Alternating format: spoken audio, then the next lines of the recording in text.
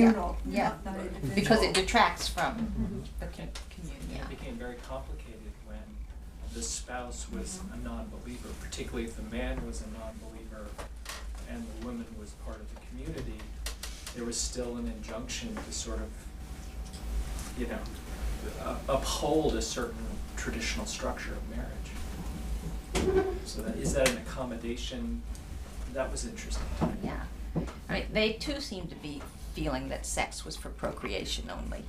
I read a number of books. I'm not sure which ones I read that we all read together, but this was a quote.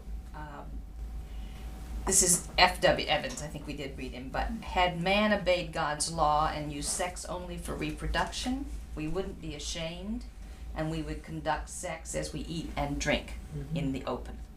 So, and then he compares it to animals. Yes, right. yes, exactly, exactly. So that was a very, very interesting rationale. That's not the story of Adam and Eve. It's not the story of Adam and Eve. No, it's true. So beyond the religious groups, and we'll come back to Stephanie's point, who else might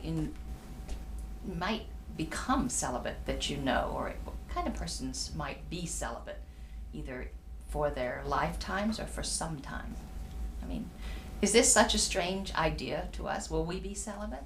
I mean, could happen, right? yeah, it could happen any time, Well, if you put the element of choice in it, then... If you put the element of choice in it, right. So let's start with not choosing. Who might find themselves celibate without choosing? And this is really about, is this really such a strange notion to us, Well, if you couldn't find a suitable partner, if you, whatever your criteria are, then that's imposed somehow upon you. But self-gratification takes care of that. You don't have to be celibate to.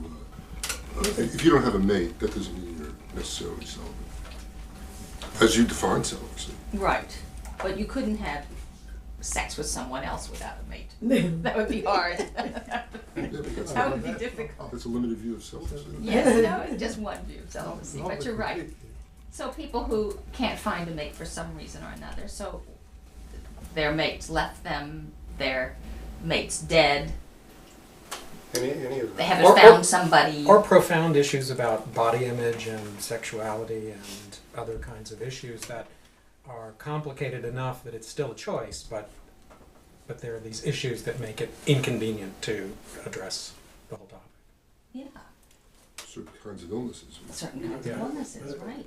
But none of that's chosen. But none of that's So chosen, it's- right. It's in a sense not I see. interesting. But to me, it's I mean to say it's an array, and you're somewhere on the line. It's not you either are ill or not ill. I mean something like body image or certain kinds of. Or fear of intimacy. Or, Yeah, exactly. That's an example.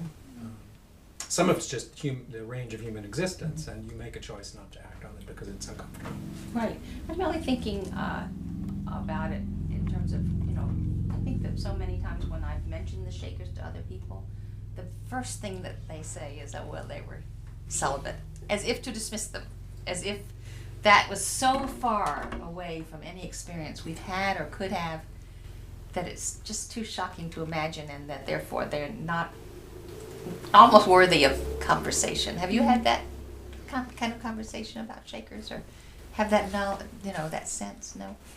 I had a little of that feeling because I think, how do you continue a community and don't allow procreation? Of course, that means it's... Well, I think what was interesting about our little, roundabout about Judaism just a minute ago, it seems to me that embedded in the Jewish religion is the sense of the survival of the race, the survival of the people.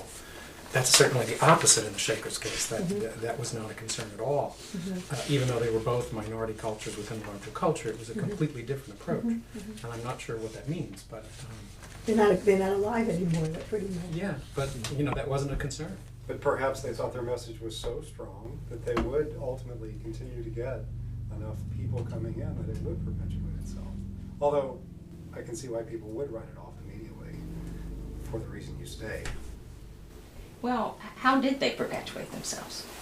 People had to buy into it. They just had to want to be there.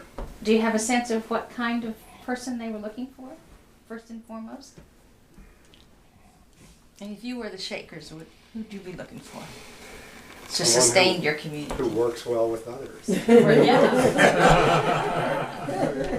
An adult or a child? Or would you Didn't have they a get a lot of preference? orphans? Wasn't that a way in which?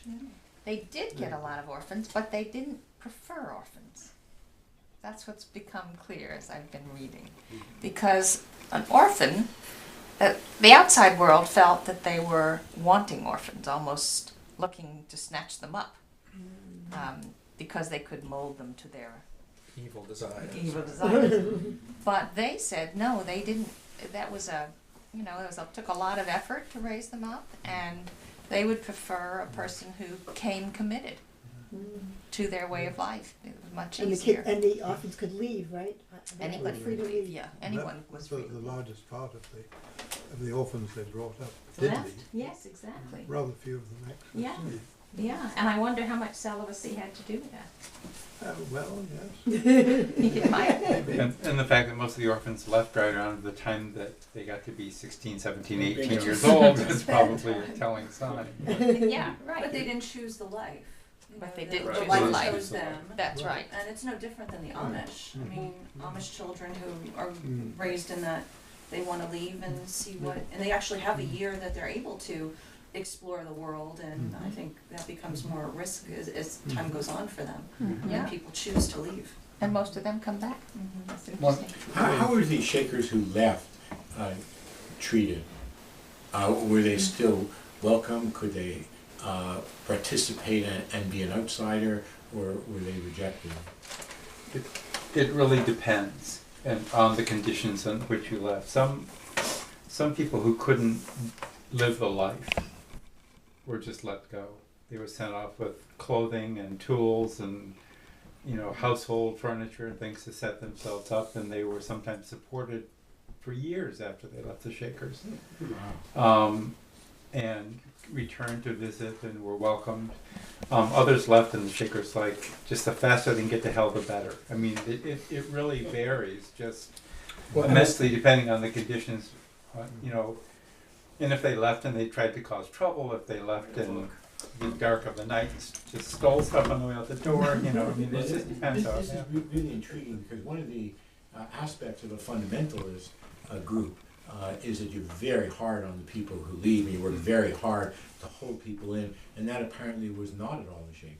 Well, it is. The last two chapters of the 1816 Testimonies of our ever blessed Mother Ann Lee, which is the sort of Gospels of the Shakers, of the beginning of the church.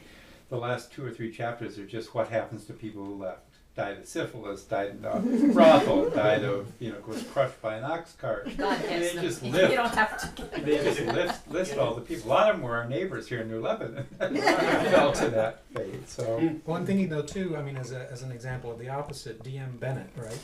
yeah. Who was a leading Shaker, ran off with another Shaker woman in the community, Oh, we wondered about that. went to New York and became a leading thinker in the late 19th century, and the Shakers supported him rather strongly. Yeah. When he got put in jail for mailing pornography through the mail under the Comstock laws, the Shakers went to visit him in prison.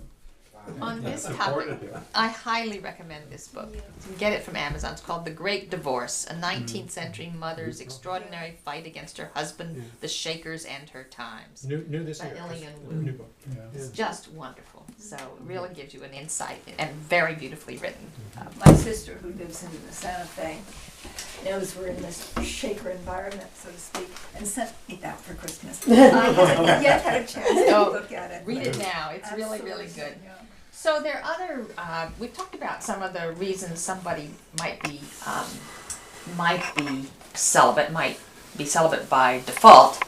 We haven't quite talked about why people, besides aiming for a spiritual life, would be celibate by choice. And to try to begin to think about that, I found a website that promotes celibacy.